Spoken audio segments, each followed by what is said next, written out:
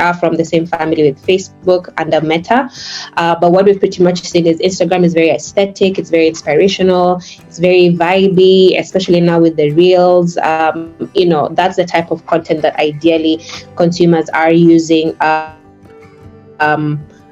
enjoying on Instagram. So as brands are seeking to tap into this platform, you're able to get that organic audience. So when we look at now coming to advertise on Facebook, we generally still follow the marketing funnel, which looks at awareness. Is your brand well aware? Is your brand generally known rather within the market? Consideration as well as conversion. So that's generally the marketing funnel. And still, when it comes to now buying on Facebook, the objectives, which are the tactics, are more or less mapped out against the marketing funnel. So from an awareness standpoint, you're able to optimize for reach, and I'll break them down as we go further in the presentation. So from an awareness standpoint, you're able to optimize for reach, which is you want your content or your ads to reach as many people as possible. Brand awareness is you want to sort of see if people can recall seeing your ads, and your audience to take an action or to consider taking an action. So some of the tactics that sit under consideration within Facebook advertising is traffic. So traffic is you want to optimize for clicks to your website or landing page views. We have another tactic called engagement. And engagement is you want to drive, or rather what you're pretty much telling the system is you want to reach people who are going to engage with your content. It could be maybe to comment more or to like your page or whatever engagement it could that you're ideally looking for your business. You'd ideally then optimize for engagement. Then you have video views, which is pretty much explanatory in the sense that you want to optimize to get as much views on your video as possible. On consideration, still you have app installs. So if you have an app that you want to increase the user base, then in this case you would optimize for app installs. You want to get as many installs as possible. Then you have messages. So messages ideally drives people to the messenger section, of your business. Last, within consideration, you have generate leads. So you want people to show an interest in wanting to take up your product. So you will create a lead form, and we'll go through that shortly as well, where now your audience can be able to give you their personal information like name, phone number, email address, and then from there you're able to pick up the conversation from there, call them, and see that entire loop being closed. The fact that now you're able to close the sale or close the engagement with the customer.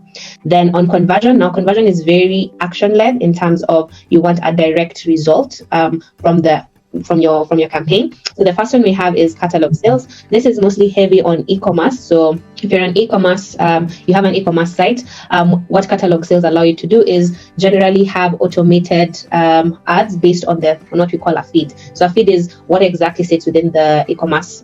So as an example, I'll use Jumia. So when you go to Jumia, there's an image, a title, a description of the product. So what ideally happens on the catalog sales is you don't necessarily have to build or add images to the ad. It generally just picks from that feed. We have website conversions, and a website conversion here is any action that ideally you would want a user to take on your website. So it could be a sign up, a booking, a lead as well, but done on the website. So whatever action it is, that is considered as a web conversion campaign. And what you'd be tracking would be the number of conversions. I said I'll break down each of those tactics as I've said. Some of them I've already spoken to them, but I'll just recap. So when you want to create a presence, and that's now especially when you're in the awareness phase, there's a lot of there's work to be done on that front, maybe for your business, to ensure you want many people to be aware that this is a business, this is what it does, and this is probably where we're found. So as I said, for brand awareness, which is now the brand recall objective, it allows you to show your ads to people who are more likely to remember them. So that's what you'd ideally be tracking. Then you have reach. Reach allows you to show your ads to as many people as possible. So you just want to blast your ad out there, where you're at, or any business information you have the reach objective. And then for video views, as mentioned, you want to bring in your audience a little bit closer, get a deeper connection, let them maybe understand a little bit more about your business and what you do, or it could be even a customer testimonial. So on that front, if you have that type of content, then there you'll be optimizing for the video views objective. The next one is on generate leads. So as I said, leads allow you to get personal information from an audience that is actually looking to engage with you or looking to buy from you, know about your business, are interested to take up your product or your service. And so what Facebook have is what we call the Facebook lead generation campaign. And what you pretty much see on the screen is how the small steps in terms of how you can be able to, or how the lead form looks like. So the first, what you're able to see is you just give a small overview of what your business does. Then you just have a section that has the contact information and where you would want your audience now to fill in the data. And here you can put email, full name, phone number, city, location, whatever is ideal for your business. Then you have a privacy policy. Because of data privacy, it's important to always have that. And then once you put in your privacy policy link, you're good to go. And the last frame just generally tells you, thanks, you're all set. And that's also the last thing your audience will see once they fill in the lead form. Talk about the website conversions. So website conversions generally allow you to increase that online uptake from your owned website, and now can be directly, sort of what we call attributed, in the sense that you're able to tell from Facebook and from Instagram, this is the uplift you've gotten in the conversion. So as I said, a conversion is very precise to your business. So if a conversion for you is a sign up, then that's what you'd ideally be optimizing for and setting up your campaign for. It could be a booking, whatever it is for your business, but as long as it sits on the website that you own or that you have, that is counted as a conversion. And there, now you're able to sort of now drive sales and see the uptake of conversions on that end. And since, the ads can be able to run across the entire inventory of Facebook, the only thing that is to ensure that you have a very strong call to action where people can be able to see learn more, buy now, sign up, and then they're able to go to the right landing page, in this case the website, and then they're able to see that conversion take on. So now we're looking at mobile apps. So we mentioned still within the objective that you're able to optimize for installs or what we call downloads from directly from Facebook. And here, of course, you're able to get to see, downloads as they generally come through from your campaign. The only thing to keep in mind here is, because most of the apps sit on Play Store, for you to be able to track those downloads, you need a third-party tool, and that's what we usually call an attribution partner. And what just an attribution partner means is that you're able to see where exactly you're getting the most return of your spend or your marketing spend. So in this case, for you to be able to run campaigns on Facebook, you would need a third-party tool. The one we recommend most of the time is called AppsFlyer and Adjust. They're very simple to use. So from a third-party tool, or alternatively, you can install what we call a Facebook Pixel. In this case, it's called an SDK, but that one you would need a developer to be able to just help you in terms of integrating that. It's very simple. There are a lot of instructions in place to be able to set.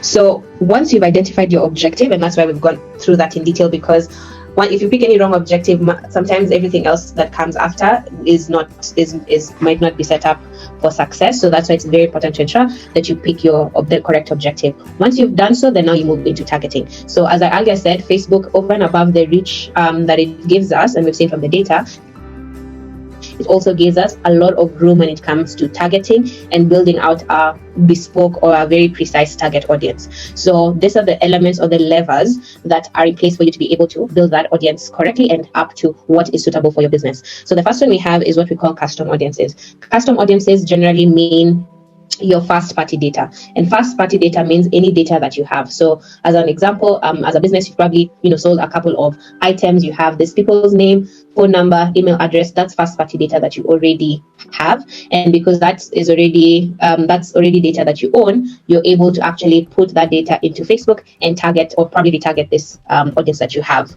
Once you have that audience uploaded, there's something we call a lookalike audience. So what a lookalike audience is, just as the name suggests, is it is a lookalike of your first party data. So because Facebook, the systems are in place, they've done a lot of machine learning in terms of understanding users' behaviors and habits. Once you put in your audience and you create a lookalike, and you want to create a lookalike audience, the system is able to go and map out people who look like your first party audience. And as I said, first party audience for your first party data is data that you already have from probably things that you've sold or customers that have already engaged with your geolocation. So of course you're able to target by country, by city, by as narrow as it can be, gender, languages that you're able to use in building out your audience.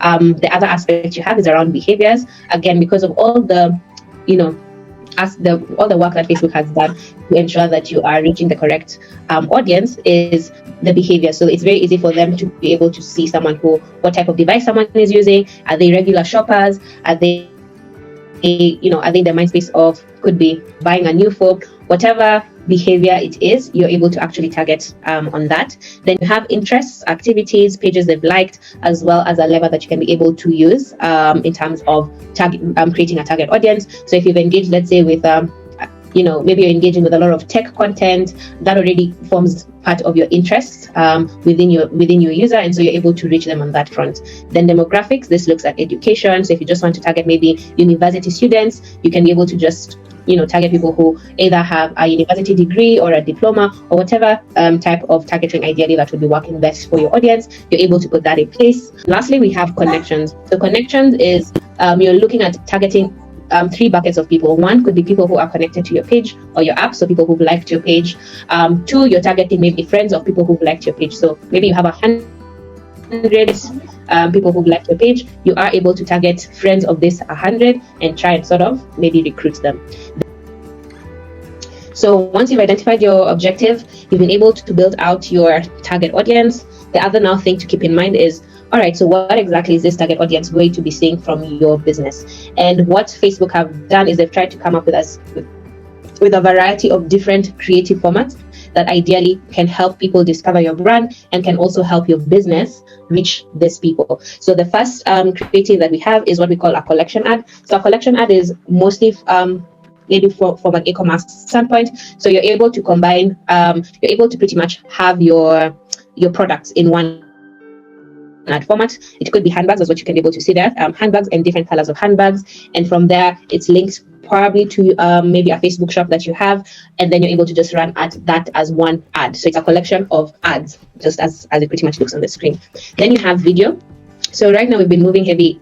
If you've noticed and you're on social media, we're now sort of moving into a lot of vertical videos, and this of course has stemmed a lot from TikTok, and now we've seen Reels on Instagram, Reels on Facebook, YouTube Shorts. Literally almost every platform right now has vertical video, and that's because people want something that is immersive or full screen that allows them to just focus on that piece of content. And so as an ad format that you're able to reach your audience is video. Video could be full screen, it could also be landscape or a square, but generally still a video. Then you have carousels. So carousels are those ones that allow you to slide with a slideshow. It allows you to slide as you see different images. So that is pretty much that's what it's called a carousel, and you have up to 10 cards to put up. So it allows you to probably tell a longer story maybe to your audience, maybe the first. Then you have image. I think image is very self-explanatory. It's just a static piece of content that would be put up. Then lastly, we have what we call an instant experience, or what we used to call as a canvas ad. So a canvas ad or instant experience is first and foremost a full screen ad. So once you see it and you open it, it opens up into a full screen and takes over your entire phone. But the beauty about the instant experience is it allows you to mix all these different formats. So you could have a carousel in this ad, you could have an image, you could have a video, you could have a GIF, whatever type of ad format allows you to combine all of it and just again drive that connection and that experience with the audience. As we all know, there's so much that's happening in the digital space. There's a lot of content people are consuming left, right, center. So for you to capture that attention, capture them, have them interact